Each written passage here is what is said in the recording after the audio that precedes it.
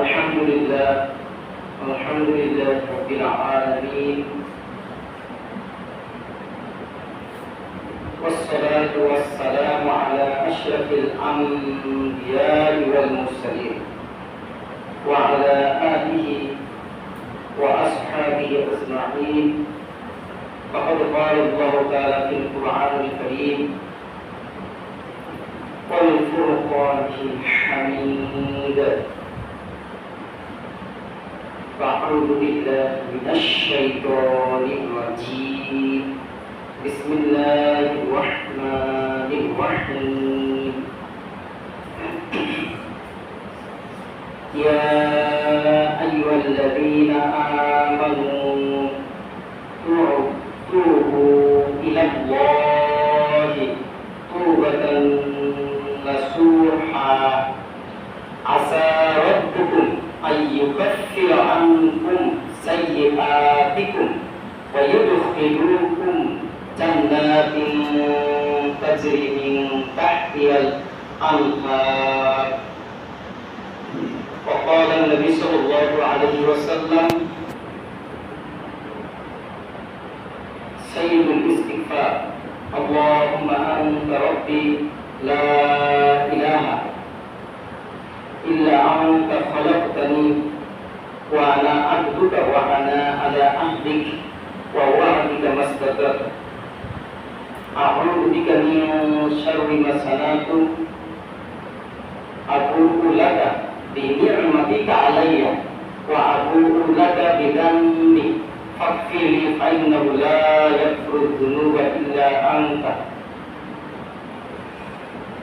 إذا قال حين يمسين فمات دخل الجنة أو كان من أهل الجنة. وإذا قال حين يصبح فمات من لونه مثله. رواه البخاري. صدق الله العظيم وصدق الرسول الكريم. মহান তাআলা অসংখ্য অমৃত শুকর আদায় করছি যে আল্লাহ তাআলা আমাদেরকে, আপনাকে, আমাকে আহ্বান বিলাহি মাসাজিদুহা, মহানবীর মহান কথা, দুনিয়ার সর্বশ্রেষ্ঠ স্থান, আল্লাহর কাছে প্রিয়তম স্থান সমূহ হলো মসজিদ। সেই মসজিদে আপনাকে আমাকে আল্লাহ এনেছেন, আল্লাহ তৌফিক দান করেছেন। সেজন্য কালিমাতে শুকর আদায় করছি, সকলেই করছি আলহামদুলিল্লাহ। আল্লাহর ঘোষণা হলো, যদি শুকর আদায় করা হয়, লাইন শাকারতুম লাযিদান্নাকুম, আল্লাহ বলেন তাহলে আমি আল্লাহ তাআলা নিয়ামত বেশি থেকে বেশি বৃদ্ধি করে দিই। বলিলা সুবহানাল্লাহ। প্রিয় উপস্থিতি, আমি আপনাদের সামনে 28 নং পারার 66 নং সূরার 8 নম্বর আয়াতের কিছু অংশ আপনাদের সামনে উপস্থাপন করেছি। যে আয়াতে তওবা সম্পর্কে বলেছে, তওবা ইস্তিগফার। যে তওবা ইস্তিগফার প্রতিনিয়ত করতে হয়। যে আল্লাহ রাসূল হাদিসে বলেন যে প্রতিদিন আল্লাহ তাআলার কাছে 70 থেকে 100 বার পর্যন্ত তওবা করতে হয়। সুবহানাল্লাহ। বলিনা সুবহানাল্লাহ। আপনি আমি মুসলমান গুনাহগার, আপনি আমি কতবার তওবা করি? যে নবী নিষ্পাপ, যে নবীর কোনো গুনাহ নাই, গুনাহ নিয়ে আছে সন্দেহ করা যাবে না। যে আল্লাহ নবী সাল্লাল্লাহু আলাইহি সাল্লামকে মহান নবী বানিয়েছেন, আল্লাহর কুদরতের মাধ্যমে অপারেশন করেছেন, সিনা সাফ করেছেন, যেটা ভিতরের অংশ পাক পবিত্র করেছেন অসংখ্যবার, 4 বার। ছোট সময়, এক সময় 4-5 বছর বয়সে, 10 বছর বয়সে, তারপর 40 বছর বয়সে, আরেকবার 50-এর উপরে উঠতে বয়স যখন মেরাজ হজে গেছিলেন।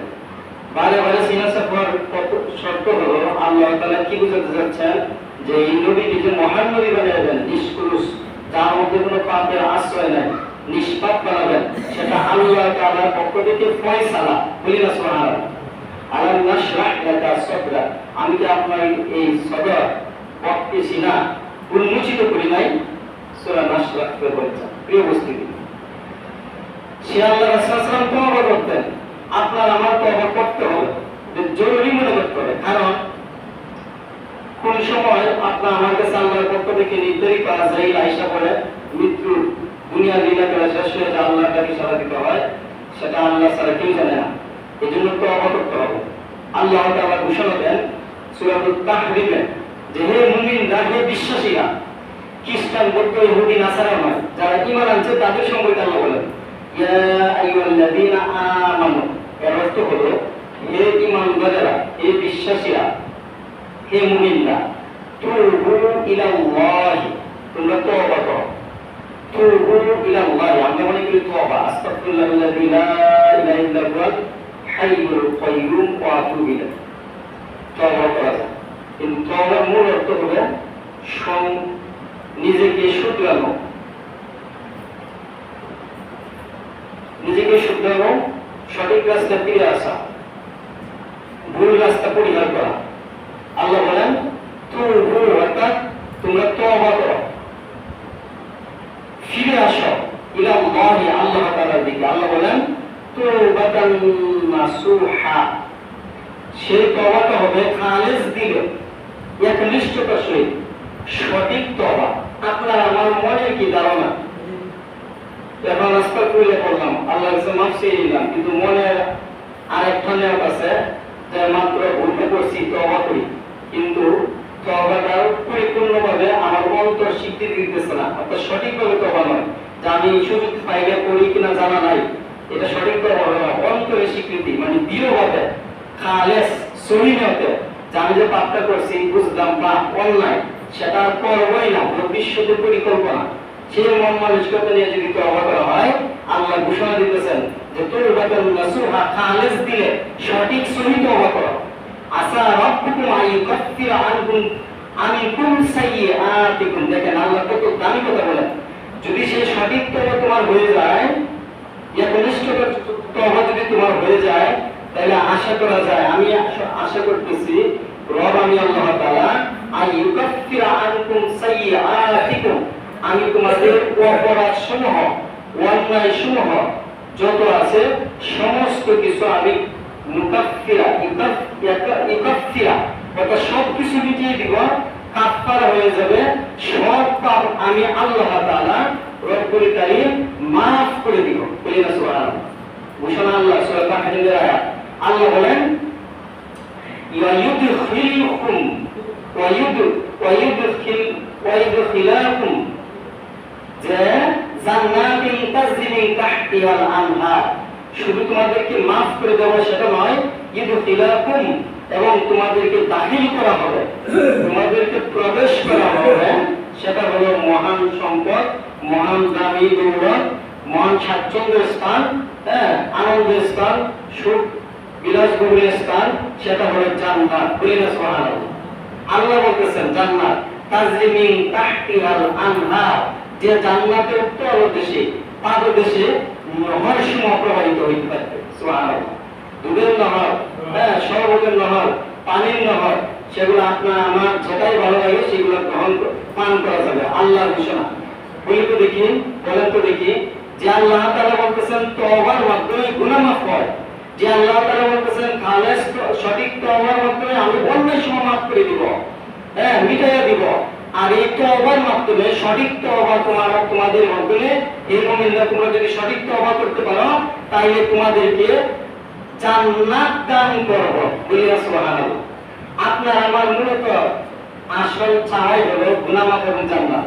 প্রিয় উপস্থিতি মুহতারাম আছে, যে আল্লাহ তাআলা এত দামি কথা বলেছেন, তাই আমাদের তওবা করতে হবে। প্রিয় উপস্থিতি মুহতারাম আছে, আপনার আমার তওবা যদি দূষিত না হয়, তওবা করার যদি সামর্থ্য আপনি আমি না পাই, তওবা করার যদি সুযোগ না হয়, তাহলে কি ঘোষণা হবে সেটা আল্লাহ বলেন সূরাতুল হুজুরাতে 30 নং পারার 85 নং সূরায় আল্লাহ বলেন 10 নম্বর আয়াত, ইন্নাল্লাযীনা ফাতানুল মুমিনিনা ওয়াল মুমিনাতি সুম্মা লাম ইয়াতুবু ফালাহুম আযাবু জাহান্নামা ওয়া লাহুম আযাবুল হারিক। অত্যন্ত ভয়াবহ কথা বলেন আল্লাহ বলেন, যারা মানুষের উপর অন্যায় করে, নির্যাতন করে, অত্যাচার করে, নিজের উপর অত্যাচার আছে। আদম আলাইহিস সালাম বলছিলেন, তাফসিরে পাওয়া যায়, ইয়া দোয়ার কারণে আল্লাহ মাফ করেন। কি দোয়া না?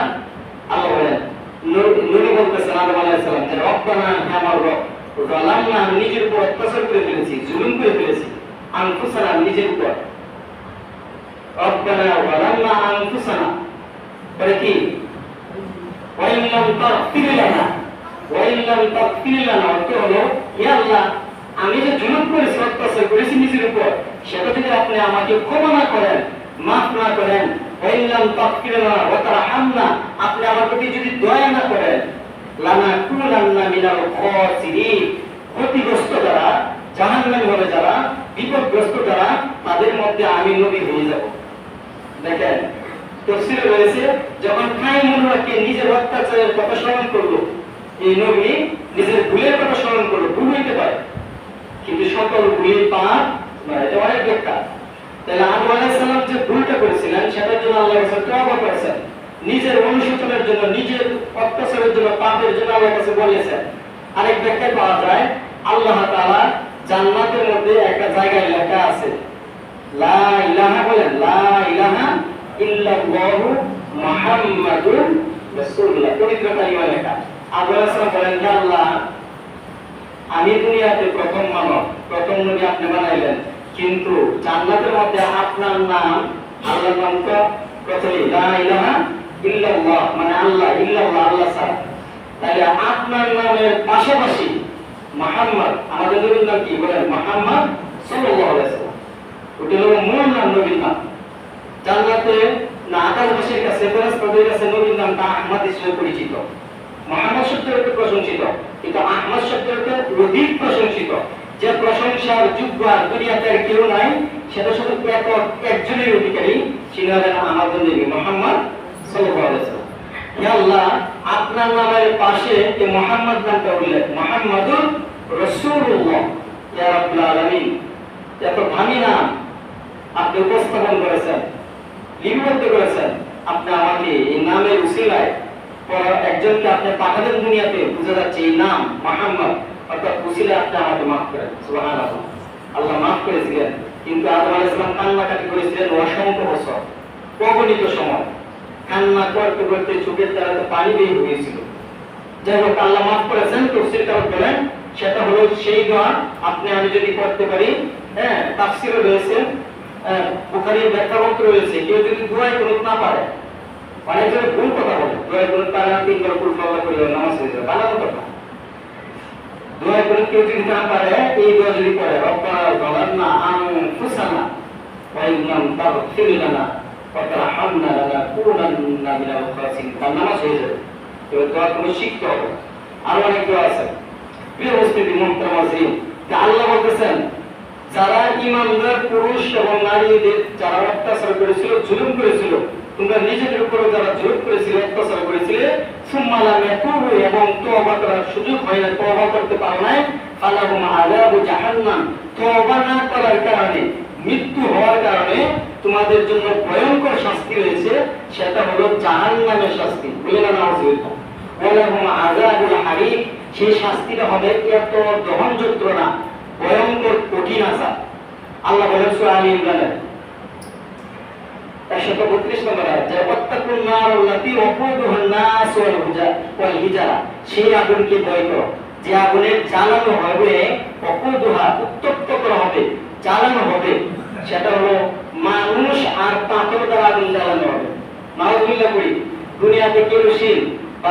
সুফল আমরা যারা মনে করি গ্রাম্য ভাষা দাম থেকে যেটা উৎপন্ন হয় এই সুফল বা কেরোসিন অনেক কিছু আগুন উৎপন্ন আগুন বাড়ে আগুনের পাওয়ার বৃদ্ধি হয় আল্লাহ বলেন জাহান্নামের আগুন বাড়ানো হবে বৃদ্ধি করা হবে সেটা দুই বস্তু দ্বারা সেটা হলো মানুষ এবং পাথর সূরা তাহরিমে আল্লাহ আরেক জায়গায় বলেন 9 সম্ভবত 6 নম্বর আয়াত যে ওয়াত্তাকুন নারাল্লাতী ওয়াকুদুহান ইয়া আইয়ুহাল্লাযীনা আমানু কু আনফুসাকুম ওয়া আহলিকুমুন নার ওয়াকুদুহান নাস ওয়াল হিজারা উইদ্দাত লিল কাফিরিন সেটা মূলত তৈরি করেছে কাফিরদের জন্য তাই আমাদের জন্য কেন আল্লাহর নাফরমানি করার জন্য বলি না নাউযুবিল্লাহ তাহলে সেই আগুনকে ভয় করতে হবে যে আগুনটা আল্লাহ তাআলা তৈরি করেছেন দুনিয়ার আগুনের চেয়ে 70 গুণ বৃদ্ধি বেশি পাওয়া বলেন কত গুণ দুনিয়ার আগুনে হাত রাখলে শরীর লাগলে পুড়ে যাবে সেই আগুন শুধু আগুন লাগতে হবে না আগুনের ধোঁয়া আচ্ছন্ন রাখতেই পুড়ে যাবে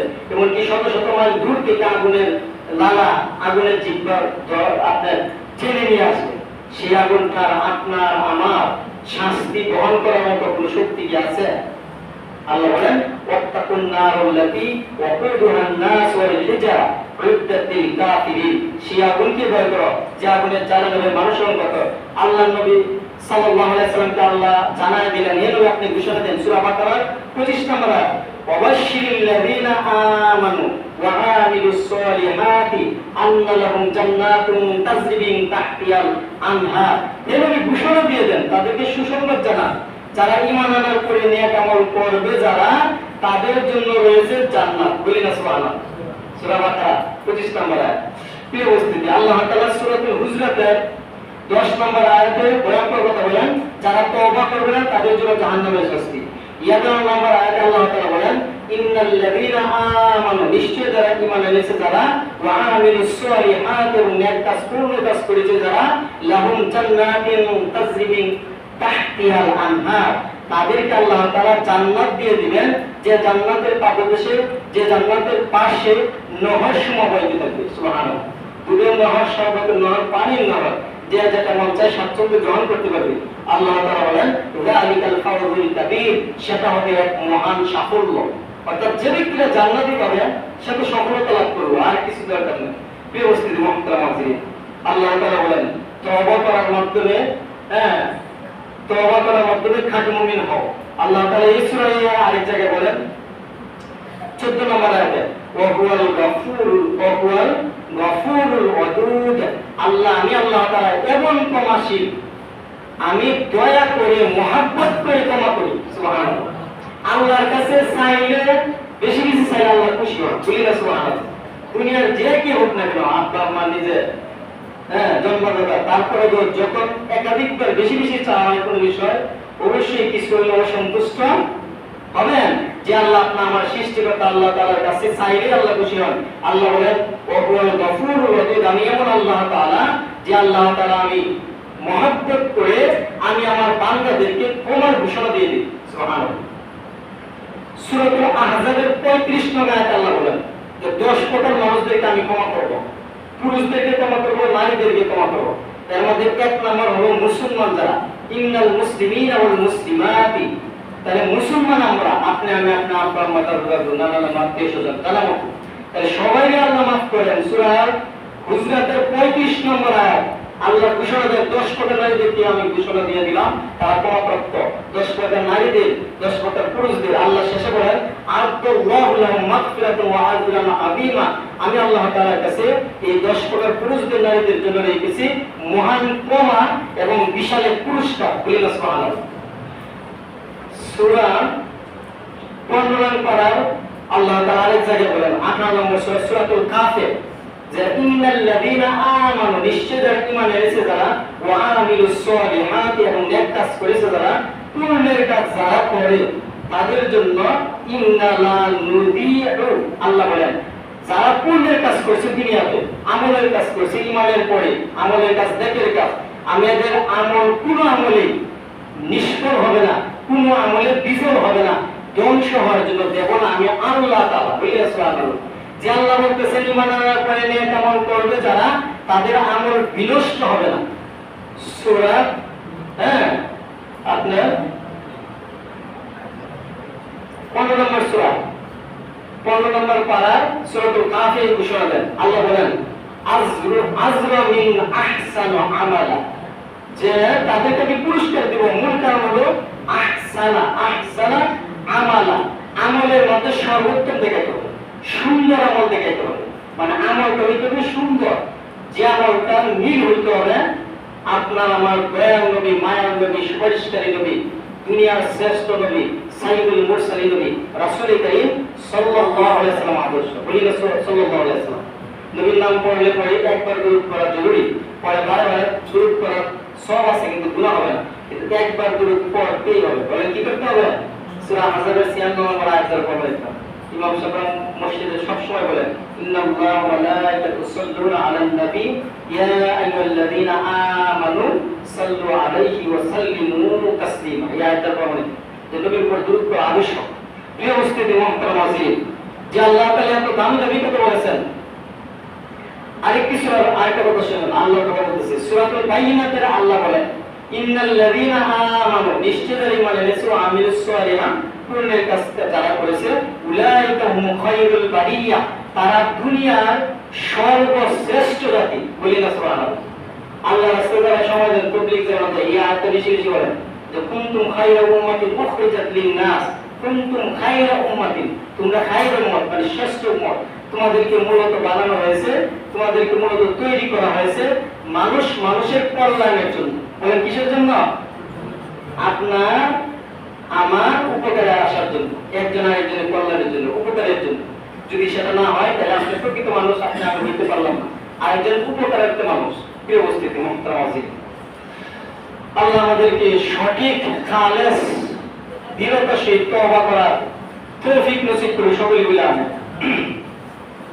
আমি আপনাদের সামনে একটি হাদিস উপস্থাপন করেছি, আয়াত প্রাসঙ্গিক হাদিস। হাদিসটাকে বলা হয় একটি গুরুত্বপূর্ণ দোয়া, সাইয়্যিদ শ্রেষ্ঠ, সাইয়্যিদ নেতা, সাইয়্যিদ প্রধান ইস্তিগফার।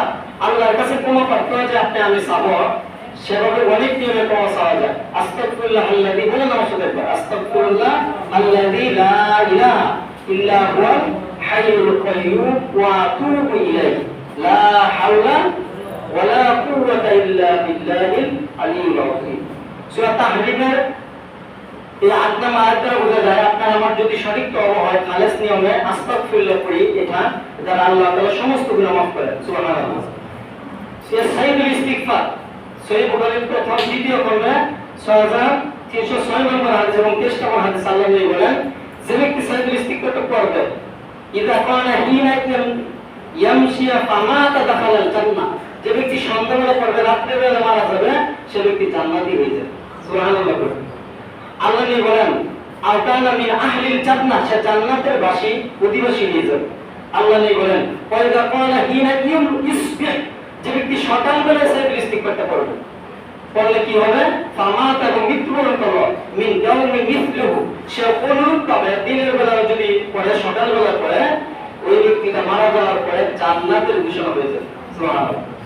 সাইয়্যিদুল ইস্তিগফারটা কি? আমি আল্লাহর কাছে বলতেছি এইভাবে যে আল্লাহুম্মা, ইয়া আল্লাহ, আনতা রাব্বি, আপনি আমার রব, লা ইলাহা ইল্লা আনতা খালাকতানি, আপনি ছাড়া আমার আর কোনো ইলাহ নেই, সৃষ্টিকর্তা নেই, আপনি তো মূলত আমার সৃষ্টিকর্তা। ওয়া আনা আবদুকা, আমি আপনার গোলাম দাস। ওয়া আনা আলা আহদিকা ওয়া ওয়াদিকা, আপনি আমাকে যে সামর্থ্য দিয়েছেন, শক্তি দিয়েছেন, সেই সামর্থ্য অনুযায়ী আমি ইবাদত করি। এর চেয়ে বেশি করতে পারি না। বিষয়টা বললাম, নফল আমল অনেকজনে করে, তার মতো আমি করতে পারি না। সে অনেক তাসবিহ তাহলিল করে, কোরআন তেলাওয়াত করে, তার মতো করতে পারে না। আপনি আমাকে যে শক্তি দিয়েছেন, এই সামর্থ্য অনুযায়ী সেভাবে করি।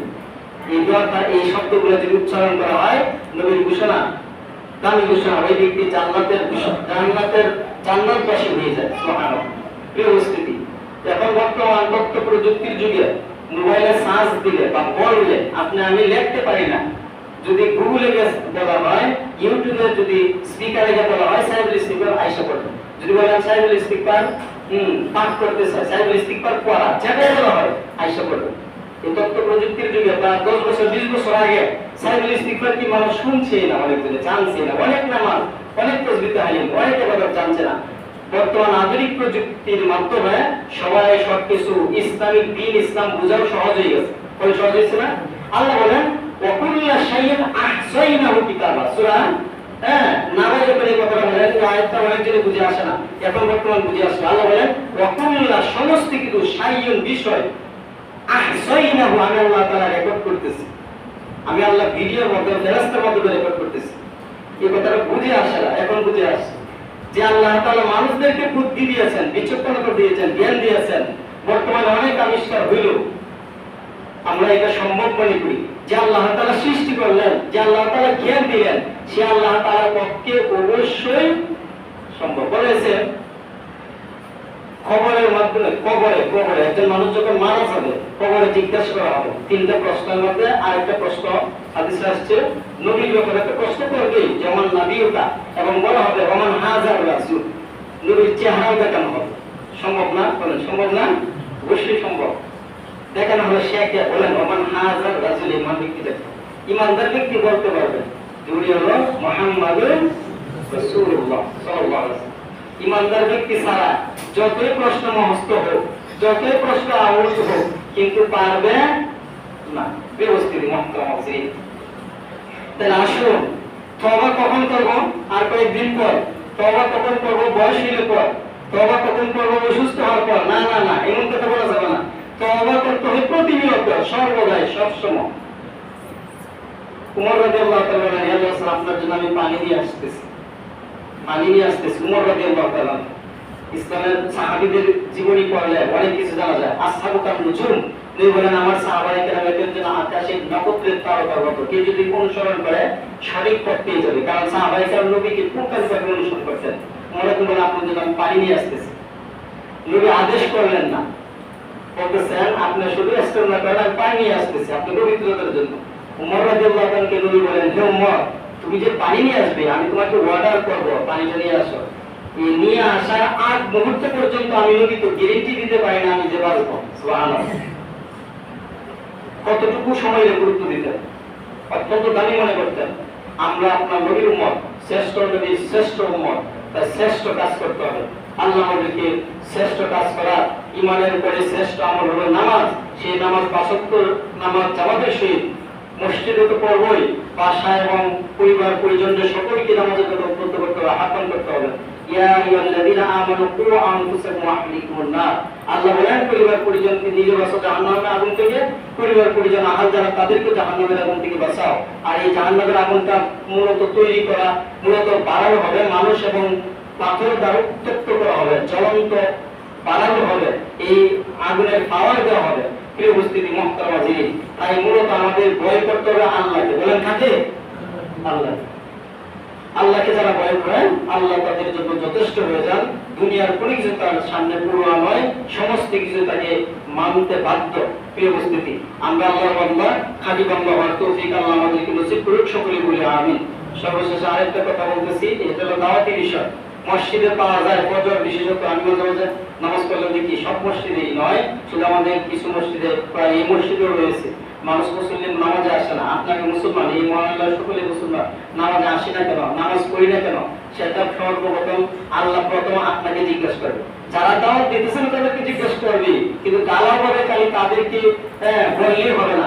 আপনার আমার দায়িত্ব আছে, আমি মুসলমান, আমি ইমানদার মনে করি, দাবি মনে করি, কিন্তু নামাজ পড়ি না। না না, নামাজ হলো মূল, নামাজ করতে হবে।